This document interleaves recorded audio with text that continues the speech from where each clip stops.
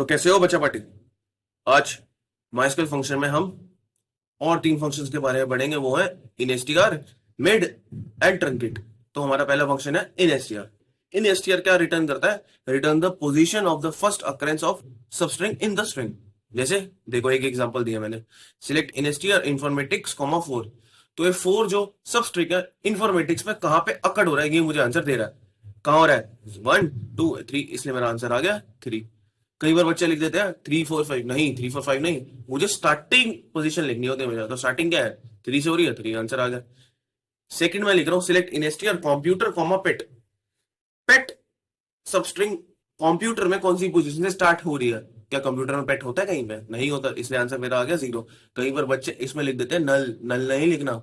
If MySQL is able to find the value, मतलब it's sub part, तो वो उसका पोजीशन दे देगा। If MySQL is not able to find the sub part, तो answer मुझे हमेशा 0 में ही देगा, याद रखना। Next is truncate. ट्रंकेट का क्या काम होता है? ट्रंकेट्स कर देना। किसको? नंबर को, to a specified number of decimal places. जैसे इसमें मैंने एग्जांपल लिखा, सिलेक्ट ट्रंकेट 7.543, 1। मतलब कि मैं कह रहा हूं मुझे है ना डेसिमल के बाद एक ही डिजिट चाहिए, तो इसने एक ही डिजिट दे दी मेरे को, आंसर इससे मेरा 7.5 आ गया। Next, select truncate 4.567, 0। इसका मतलब है my intention is I don't want any decimal places, any decimal value. तो देखो डेसिमल के बाद मेरा कोई भी वैल्यू आ ही नहीं रही, क्योंकि मैंने कह दिया 0, मुझे कोई भी डेसिमल वैल्यू नहीं चाहिए आफ्टर माई इंटीजर वैल्यू। ठीक है, इसलिए मेरे को आंसर 4 आ गया डायरेक्ट। Next, select truncate -7.45, 1। इसका क्या मीनिंग है? इसका मीनिंग है अगेन मुझे एक ही वैल्यू चाहिए आफ्टर माई डेसिमल वैल्यू, तो इसने मेरे को एक ही वैल्यू रिटर्न करके दे दी, क्या? 7.4। Next, select truncate 346, -2। अब मैं पीछे से जा रहा हूं। इसका मीनिंग है मुझे इसको ट्रंकेट्स कर देना, मतलब कि 0 कर देना। इसने देखो ये 0 कर दिया इसने। 3 4 6 को इसने क्या कर दिया, लास्ट की दो वैल्यूज को, क्योंकि मैंने यहाँ पे -2 लिखा है, लास्ट की दो वैल्यू को इसने 0 0 कर दिया। अब यहाँ पे भी एक पॉइंट है जो आपने याद रखना। देखो इसने पता क्या करा है यहाँ पे बैक एंड में, 7.543, मतलब कि इसने यहाँ पे करा है, -1 जो लिखा है ना मैंने, यहाँ पे इसने करा है 7.500। और आपको पता ही है डेसिमल के बाद 0 जितने मर्जी लिख लो, उनका कुछ मैटर नहीं था, इसलिए यहाँ पे माइस्क्वेल ने मुझे यहाँ पे 0 लिख के नहीं दिया। बट टेक्निकली स्पीकिंग यहाँ पे आंसर बैक एंड में हुआ होगा 7.500।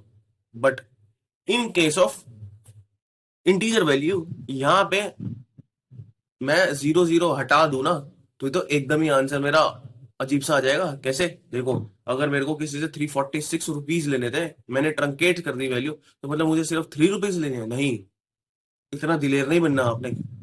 यहाँ पे माई स्कूल ने क्या करा, यहाँ पे इसने हमको इन दोनों को 0 0 कर दिया, और वो डिस्प्ले भी हो रहा है क्योंकि ये है इंटीजर वैल्यू। याद रखना इस पॉइंट को, ठीक है।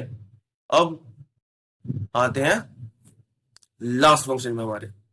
चाहे तो मिड कह लो, चाहे तो सबस्ट्रिंग कह लो, चाहे तो सब एसटीआर कह लो, बात एक ही है। इन तीनों फंक्शन का काम एक ही होता है। अब यहाँ पे इसको पढ़ते हैं, क्या कह रहे हैं यहाँ पे। Mid is use to extract a substring from a string. Extract करना मतलब कि कुछ बड़े से नाम में से कुछ छोटा पार्ट निकाल देना, ठीक है। जैसे यहाँ पे देखो, displays the syntax of the mid function in the MySQL. कैसे लिखते हैं हम?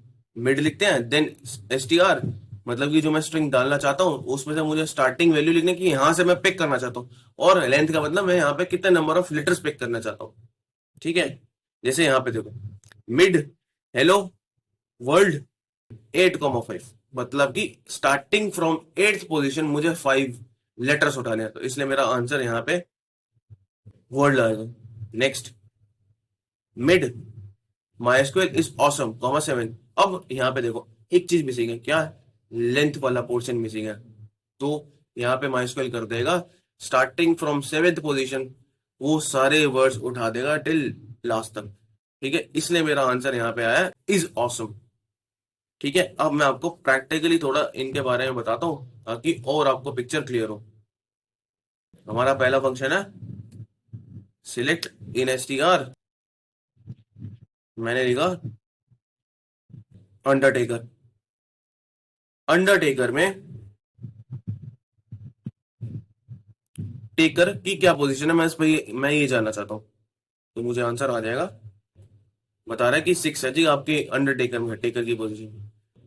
इसमें और कुछ ज्यादा मुश्किल है नहीं, तो और मैं एग्जांपल इसमें बता नहीं रहा। Next is your truncate. Select truncate, मुझे चाहिए 567 में 0.789 में अप टू 2 डेसिमल प्लेसेस बस। तो यहाँ पे आंसर क्या आ जाएगा, 567.78। एक और क्वेरी लिख देता हूँ, यहाँ पे मुझे सिर्फ 1 वैल्यू चाहिए, तो 567.7 आ जाएगा। कुछ भी राउंडिंग ऑफ यहाँ पे परफॉर्म नहीं होगी। जैसे एक मैंने लिख दिया -1, अब देखते क्या आता है आंसर। -1 मतलब क्या, मुझे कोई भी डेसिमल वैल्यू नहीं चाहिए, एज वेल एज मुझे एक वैल्यू को 0 कर देना। कहां से, पीछे से, क्योंकि मैंने -1 लिखा। देखो 560 आ गया आंसर। और अगर मैंने -2 कर दिया तो आंसर क्या आ जाएगा मेरा, 500 आ जाएगा। और मैंने अगर यहाँ पे आंसर कर दिया स्ट्रेट फॉरवर्ड 3, आंसर क्या आ जाएगा मेरा, 0। सारी वैल्यूज ने 0 कर दी। अब यहाँ पे इसने 3 0 क्यों नहीं दी, बात तो एक ही है। 3 0 लिखूं या सिंगल 0 लिखूं, इसमें कुछ फर्क नहीं पड़ता, इसलिए मेरे को ट्रंकेट में सिंगल 0 लिख के दिया। ठीक है, इसमें इतना ही है ट्रंकेट में। अब आते हैं हमारे most asked question in your CBSE exam. कौन सा, मिड। इसके कुछ एग्जांपल मैं आपको बताता हूं ताकि और अच्छे से आपको क्लियर होता रहेगा। जैसे इसका पहला एग्जांपल है सिलेक्ट मिड। अगेन मैं ये चीज आपको बता रहा हूँ, चाहे सब स्ट्रिंग लिख लो, चाहे सब str लिख लो, चाहे मिड लिख लो, बात एक ही है। मैंने लिखा select mid in between quotes informatics,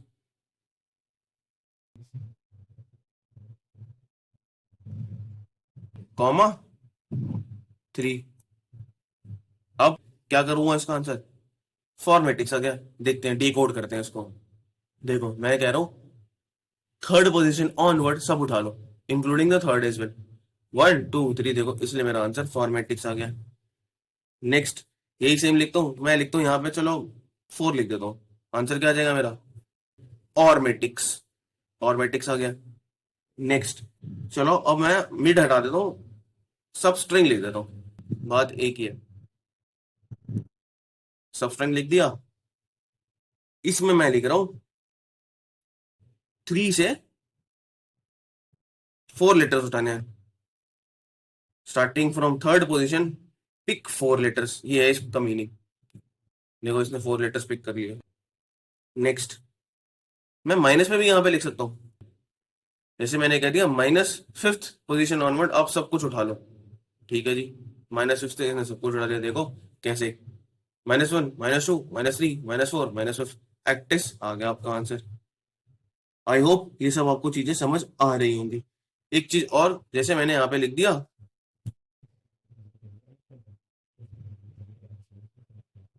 कुछ एक रेंडम नाम मैं ले लेता हूँ, चलो जॉन सीना ले लिया। मैं कह रहा हूँ -5 पोजीशन ऑनवर्ड पिक 3 लेटर्स। देखो ये ऐसे भी कर सकता है, सीई आ गया। ठीक है, और कुछ इसमें मैनिपुलेशन कर सकते हैं, और कुछ इसमें मैनिपुलेशन नहीं कर सकता है। इसमें बस इतना ही है। आई होप आपको ये तीनों फंक्शंस क्लियर हुए होंगे। कोई भी डाउट आपको आता है कमेंट में लिखिए, मैं आपको रिस्पॉन्स पक्का दूंगा। ठीक है, आज के लिए बस इतना ही। See you in the next one.